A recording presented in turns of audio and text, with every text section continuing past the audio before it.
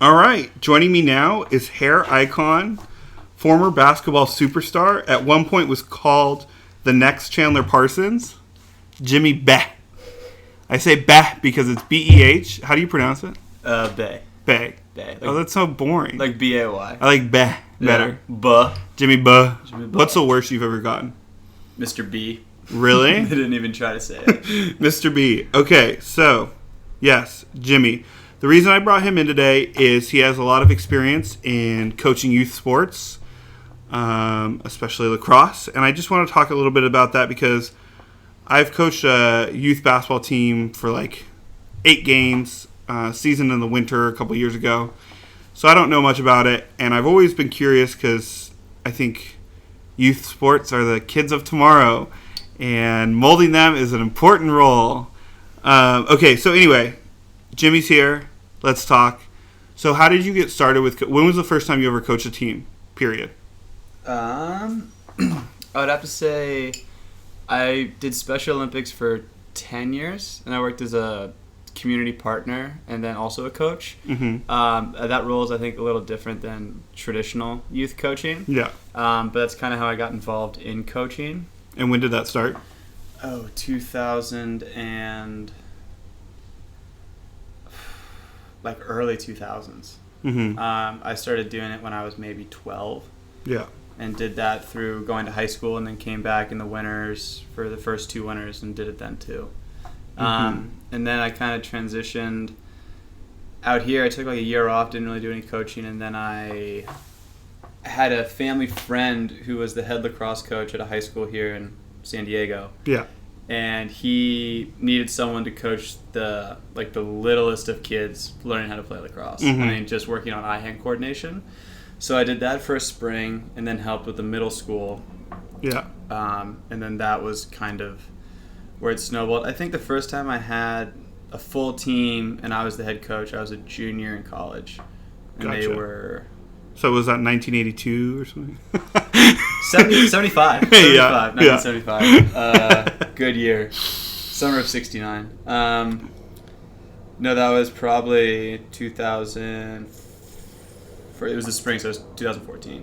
Gotcha. Yeah. Okay, so let's separate the two roles, and I'll start with the Special Olympics. Mm-hmm. What specifically was your role? You talked about coaching and mentoring, but like what specifically, what kind of things did you do?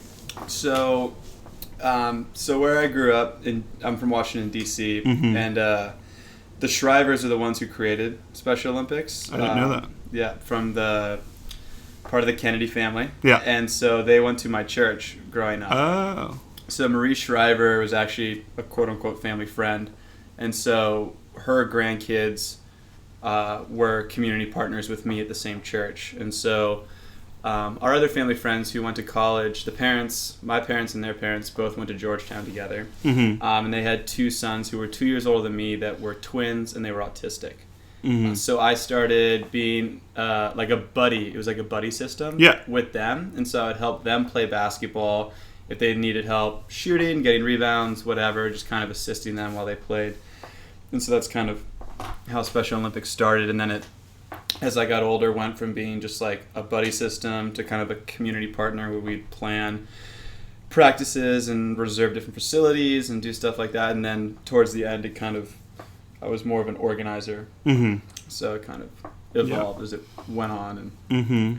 we expanded the program to a wider range of disabilities and a wider range of community. So what was the most rewarding aspects of that position? Like what did you learn from it, and what did you gain? I think a lot of it was just perspective. I mean, Mm-hmm. these kids, it's only like 12 weeks out of 52. Yeah. And, they don't get exercise or to feel the rush of success like that in a lot of other facets of their life. Mm-hmm. And so it was a very interesting circumstance. You can go out and shoot hoops and feel great exercising, or most of us can, whenever we want. Yeah. And this was something these kids had to look forward to for a week. And Wow. we only did it for 2 hours. Yeah. Even if their strength lasted that long. Mm-hmm. We had different games and different drills. But yeah, just kind of how much we take for granted our ability just to go physically make ourselves happy. Yeah, for sure. So what was the toughest part of that experience? I think anyone who works in that Special Olympics field, at least in one point in their life, has to ask, why me? Yeah. Like, why was I not? Why did this happen to them, and why did it not happen to me? Mm-hmm. But I think the most powerful thing is like how happy those kids are. Yeah. Like more than you would ever be. Mm-hmm. Like it's just this very interesting perspective where like, you know, they can't even shoot a basket at a 10-foot hoop, but I remember there's one kid that had cerebral palsies that was in a wheelchair, mm-hmm. and we would put it on her like kind of desk in front of her wheelchair, and she would backhand it off into the trash can, and she would smile for like the next 3 hours. That's so awesome. So it's like, you know, I've made buzzer beaters in real competition games, and I never smiled that long. So it's just kind of like I like that humble brag right there. Oh, I mean, I've made some, game winners, clutch moments. I've made one, and it was a JV game. It wasn't anything crazy. But the greatest part of my life is giving back to the people who put me there. It's like interviewing a real athlete. Anyway, so in my dreams. Let's transition a little bit. It's so funny that you say that because I feel like being from San Diego, La Jolla Country Day is a private school. Yep. And I'm assuming that some of the characters that you were coaching weren't nearly as grateful for the time they were there, and they may be excited to be out on the field, but we're kind of taking it for granted, just kind of like what you said. Is that true at Country Day? Yeah, I would say so. I think the one thing that I kind of felt, and also my background, I went to an all-boys prep school that was very highly competitive. We send a lot of guys to D1 programs across sports. So it's a very talented program, and kind of the mentality I grew up with, both in my family and in my high school, was that, if you're not going to do it our way and you're not going to work hard, then we'll find someone else because other people want to be here. Yeah. If you don't.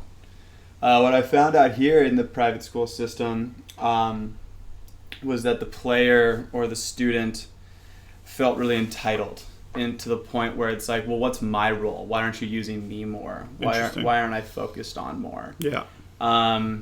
And although you might be back in DC, back at Gonzaga, there may have been focus and more attention, and obviously, someone who went to Duke was not getting attention like me playing JV ball. But obviously we know one's better than the other, more special than the other in terms of athletic ability. But they're not whining about their role. Yeah. And I encountered some freshmen on varsity at times who would complain to the coach. They would come in and say they're not being utilized enough. And it just was this weird. Parents would get involved, complaining. Interesting. About kind of the roles that coaches were playing and how they weren't. It was a lot of me. Yeah. My son's special. Why don't you pay attention to him more? Yeah. And it was I guess you could sum it up to being more individual based than team based. Yeah. And I think that's something that was permeated across the private school league. It wasn't something unique to Country Day. I think we found it in most other places. And I'm sure that's not too unique to San Diego either. Probably not. Yeah. That's interesting. So when you would have these parents, because I think this is one of the most important aspects of youth coaching youth sports, when you have these parents who are coming to you in youth sports are so political nowadays that if you're not playing year round, you're not really playing that sport. Absolutely. That's why Little League is kind of suffering a little bit. But what would you do with these parents who pay oftentimes hundreds and thousands of dollars towards lessons and stuff, and then maybe their kid doesn't get as much playing time and they're freaking out about it? How do you have those conversations? Well, it's easy for me because I went through it. My parents paid a handful of money to train me and to do this, that, and the other, and our high school team was top 25 in the country when I was a rising junior. And I didn't make the team. And it's like pretty uncomfortable. As a player, you kind of feel like a failure. Yeah. I think that's that's something that's because of the isolation and focus on like the year-round aspect and sports being everything, we lose sight of the fact that like they're not. Yeah. That's why I think playing more than one sport is really important because it gives you perspective. Mm-hmm. It also can make you better, reduces injury to some degree because you're not reusing the same muscle constantly. Yeah. But it also, I think, reminds you that it's supposed to be fun. Yeah. Above all other things, I think AAU and basketball has really taken a very corporate trajectory. Football is obviously suffering from CTE and other such kind of physical harm aspects. And then you mentioned Little League earlier, but yeah, I think expanding the sports that you play, trying new things is nothing but more beneficial. Some of the best athletes I've ever known have been 2 to 3 sport athletes. Yeah. And it's because they transitioned seasons that they were able to get back in the flow easier. It was just more natural for them to kind of do that. But yeah, I just think that with the way sports are kind of shown now, it's like you have to have a one-track mind or you don't care. Mm-hmm. And I think that's just like a dangerous mentality to have. Yeah. You know, because at the end of the day, I know people say it all the time, but it is a game. Yeah. And you should have fun with it, but you should also have other hobbies in your life and you know. Yeah. I think also kind of to your question, it's dangerous to be so obsessed with one sport because a major setback in that sport may make you feel like it's challenging your character or who you are as a person. It's your identity. Yeah, and you don't want to do that. Yeah. I think the mentality you bring to sports can be tied to your identity because that's your work ethic and your personality. But I don't think the success within the sport should be tied to your identity. That's really interesting. Yeah. And I think that is being pushed. I didn't think of it like that, but that perspective is really interesting. So other than encouraging more athletes to play more sports, which I completely agree with, I had a coach in high school, a JV baseball coach, who was encouraging us to only play baseball, and I was so uncomfortable with that because first of all, baseball was my least favorite to play in high school, but also it just I don't know, it just didn't feel right, and it didn't feel like he should be as a mentor saying these kinds of things. So anyway, the question is, other than encouraging athletes to play more than one sport, what are other ways we can reduce the stress and the politicization of youth sports? Because I feel like in a lot of ways we're taking the fun out of sports for kids, and so I wanted to know what you think would be another good solution, if you have any others, other than encouraging them to play more than one sport. Right.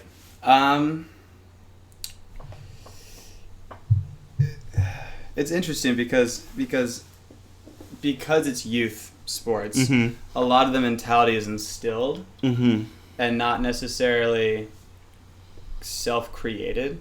Interesting. I would say. I don't think, for example, I was listening to something that LeBron James was saying the other week, talking about when he was in high school and he was lapping kids in his practice. I mean, he got there before them, stayed after, was just spinning circles around him in drills, and his coach kept telling him it wasn't good enough because he knew he could do better. And so it's this kind of idea that we don't know we can do better unless someone says that, or we don't know we should work harder unless we don't often know our limits. Yeah.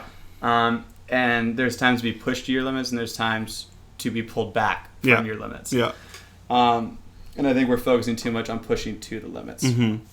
But I mean, on top of that, just kind of what a kid can do if he feels like everything's being hyper focused. Yeah. On that is get out and play pickup. Yeah. I think that's kind of the joy or the rawness of most sports. Go to the park and play pickup basketball with kids that are good or bad, better or worse than you. Just go, it doesn't have to be serious. You don't have to win. It's not, just go have fun. Yeah. I always loved playing just tackle 7-on-7 football on a dirt patch in a park or something. Yeah. Lacrosse is a little tougher to play. You need a little more things. Yeah. But you could do that with soccer. Get the little tiny goals from like Dick's Sporting Goods. Mm-hmm. I think that kind of makes it more holistic. You know, if it's away from coaches, if it's away from this, like you can less of a job. Yeah, you're still working out, you're still getting better, quote unquote, but it's for the fun of it. There's no you're not checking a box or you're not on an attendance sheet and you know, you're not counting calories or whatever the hell. Yeah. It's a nightmare. Yeah. So going back to coaching lacrosse at Country Day, how did you balance and it might be different because you were coaching such young kids, but how did you balance the teaching aspects versus winning, like actually trying to win games? Like, gotcha. You know, like I'm assuming your job didn't rely on you winning. Like I'm sure they didn't look at your record as a middle school lacrosse coach. They didn't bring it up in my review. No. Yeah. Well, so I did lacrosse at a elementary school and middle school level. Mm-hmm. I did football at a middle school and high school level. And I did basketball at a middle school and high school level. Gotcha. And so each sport varied a little bit. Lacrosse specifically was much more about organizing the kids and making sure they had a good time. Yeah. It's not a popular sport on television. It's not as culturally popular on the West Coast. Especially on the West Coast, yeah. In some areas it is. Like Denver has a really good team. They've won the national championship. In certain areas of San Francisco, it's starting to blossom, but not in Southern California as much. So it's really kind of like teaching them the fundamentals and like making sure they have fun and kind of making sure they understand the game. My job is much more to make sure they have a grip on the basics for the next level, so that they're in a position to succeed. Yeah, basically. So that's kind of my goal. It's kind of like, I guess the way I always thought of it is like trying to change, if you think of youth soccer, it's trying to change it from the one kid kicking the ball and the pack following that kid to them passing to each other. Yeah, I totally remember that. So that's kind of like the way I thought about the lacrosse. But I think football is a better example when I coached middle school. So I was a gym teacher for the middle school. So 5th and 6th grade. Yeah. And so we had a flag football team. All the kids wanted to do well, obviously. I actually was coaching what you would call the quote-unquote C team. And so it was hard. You had to balance the competitive nature of everyone. I was coaching only boys, so it was like the kind of early puberty age of comedy and aggression and all of that. What a nightmare. So there was a lot of things to balance. And it's kind of the point too that I found out that kids start to separate themselves athletically. Yeah. So a lot of the complaints I would get from parents would be like, well, he's played football with him his entire life. Why is he on the A team and my son's on the C team? Yeah. As if something's wrong with his son. Yeah. And it's like, it's not the case, but this is the time, first of all, sir, he's 6 foot. Your son is maybe 5'3". Like, I mean, that's just an objective. Like, you can't recruit. As a coach that I knew, I'd always say you can't recruit size. So, or you can't teach size, I should say. Yeah. But yeah, so it's difficult. I think the things you have to focus on is, again, making sure that they're enjoying themselves. I think oftentimes people underestimate challenge them intellectually is a big factor.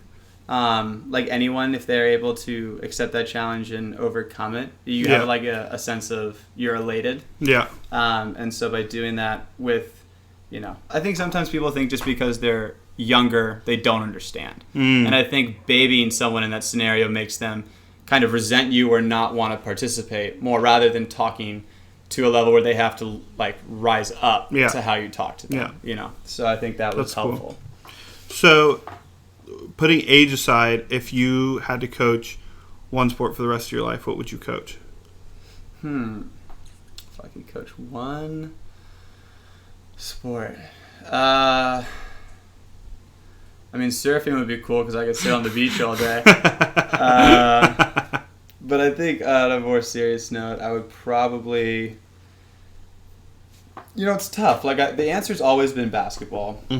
But with the rise of AAU and, the NBA is flourishing more than any other major sport. But the AAU makes it tough because I think one aspect that I really like about sports is the connection that sports have to cities or to institutions. Mm-hmm. And I think what's unfortunate about AAU is it kind of removes a sense of loyalty because it's not attached to anything besides a brand or a sponsor. Yeah. And so I know it's here to stay, but it's just, it feels disingenuous in that sense to me because there's no fan base, there's no connection, there's no, if he's not getting playing time here, we'll put him on another team. Like, it just feels like you're not playing for anything but yourself, and I feel like there's more to play for in sports. Although you're, doing yourself a service is obviously part of it. Yeah. But it seems different than the history of sports and why sports have been around. Mm-hmm.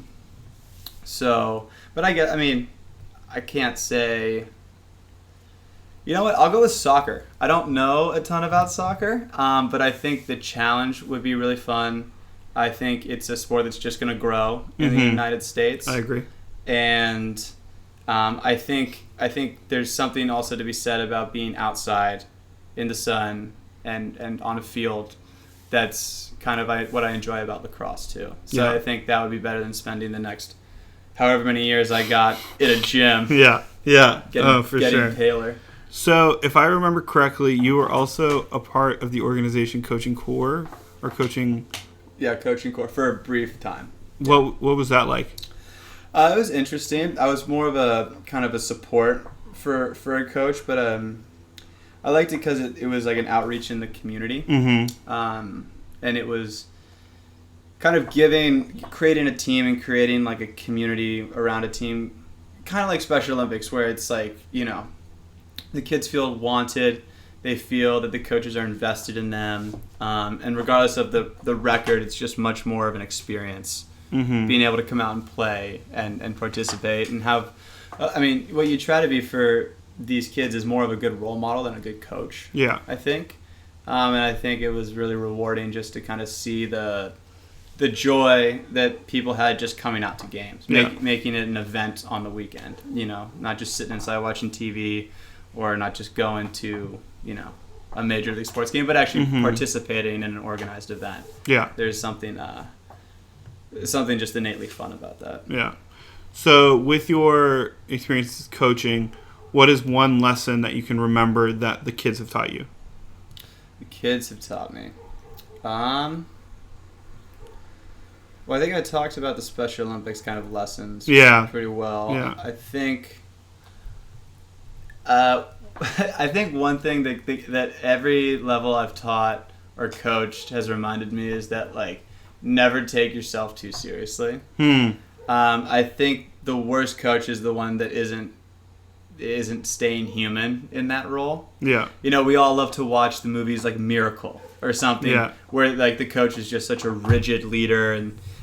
but you also have to remember in that movie that he had his assistant coach be best friends with the players because without that relationship, you can't really maintain that seriousness. So I think not taking yourself too seriously and remembering to laugh and that you're also building a relationship with them. You're not just, it's not all about you teaching them. It's about both sides growing. Yeah.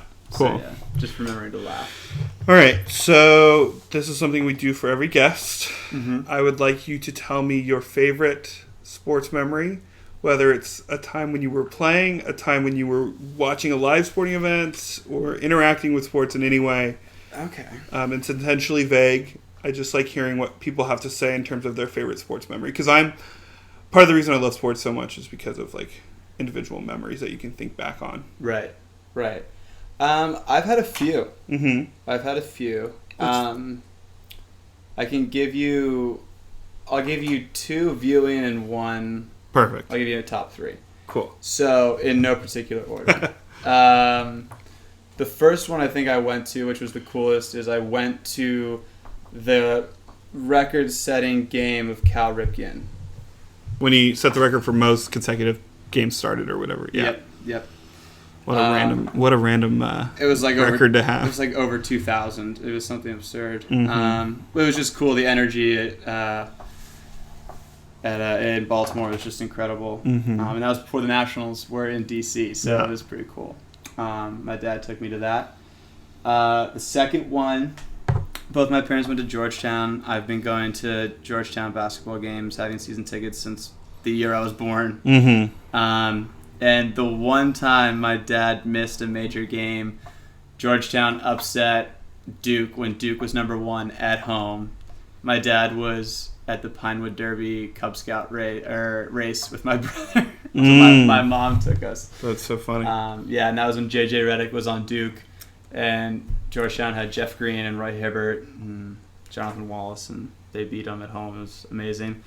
Best basketball game I think I've ever seen where your team comes through. Was it a close game? Do you remember? It was a close game. They won by maybe 5 or 6. Yeah. But yeah. Beating J.J. Redick. They were top dog. It's a memory of a lifetime. It was absolutely incredible. And then so playing, I had a lot of good memories playing sports, all different kinds of sports. Mm-hmm. I think my favorite was, I think I mentioned it earlier, but I did hit a buzzer beater in a JV game. It was tied. It was going to go to overtime. It wasn't like we were down 2 and I hit a 3 to win by 1. Yeah. I hit a 3 and we won by 3. But it was just cool. It was like, it was a JV game. It was a bunch of my buddies. We were all the same year. And it was just really, really fun. Our varsity team was incredible that year. The year before we won the DC championship, the city championship, our league championship. I think we won the Alhambra championship. Like they were like 35-1. Yeah. But it was just cool. And the varsity guys were all stoked on it. I mean, the team, we were playing a team that wasn't great. We should have won the game by more. They weren't like, whoa, you upset someone. Yeah. But it was a cool feeling. So take me back into that moment. Did you come off the dribble? Did you get a pass? Was it off an inbounds play? So I remember my buddy David Planning, who played lacrosse at Ohio State. Shout out David. Was Davey was the point guard. David, whenever we would play in JV, would always get really pissed. Mm-hmm. He wouldn't I wouldn't say flustered, but they would score a basket and he would get pissed. And I would always be inbounding him the ball. I'd be like, deep breath, David. Chill, dude. Relax. And so it was kind of funny. But anyway, he passed me the ball. I remember I was on the wing. We were running our offense. He passed me the ball. I pass it back. And then he goes, no, and passed it back to me again. And then I knew there was no time, so I just jacked it and made it. And it was kind of funny. I wouldn't say that I didn't want to take the shot, but I thought he was open. And then he just was like, no, you have to shoot it. No, you're shooting it. If I passed it back, it would have looked really What was your celebration? What was it? I think David and I just jumped up at each other, and then some other teammates came over. I mean, it wasn't I think we were all excited, but it wasn't anything crazy. Yeah. Cool. Yeah. All right, well, let's get into a little rapid fire. Cool. So we have our arbitrary ticking noise that doesn't actually count down anything. It's just here to stress you out while we do the rapid fire questions. But I'm going to list off some questions. Some are about sports, some are about life in general. Okay. And you just give the first response that comes to your head. Okay. I'm going to start snapping if you're taking too long. All right? Are you ready?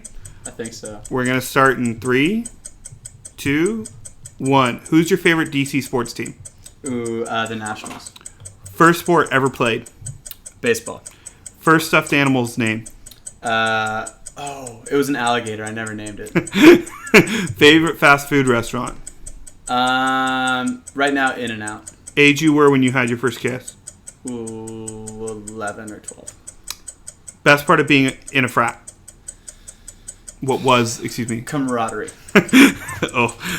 Favorite non-alcoholic drink? Water.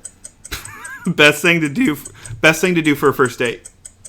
Don't say a movie. No, it's not a movie, and it's not dinner either. Go somewhere, go somewhere outdoors. Vague. Oh no, first date will go somewhere. Well, it depends on the person. It's not. Go somewhere as opposed to go nowhere. I don't know. Favorite school colors? Blue. No, that's a lie. Purple and white. Yeah. Go Eagles. Biggest sport goal as a kid? Oh, my first goal was without a doubt to go to the MLB, but I blew up my arm. Oh, you would have been there. Thing you bring on an island, if you were deserted on an island. A surfboard. Oh, God. And the question we use, everybody, the most used app on your telephone. It's got to be a tie between Instagram and I have this game where like the balls destroy like these blocks up on the. It's literally a tie.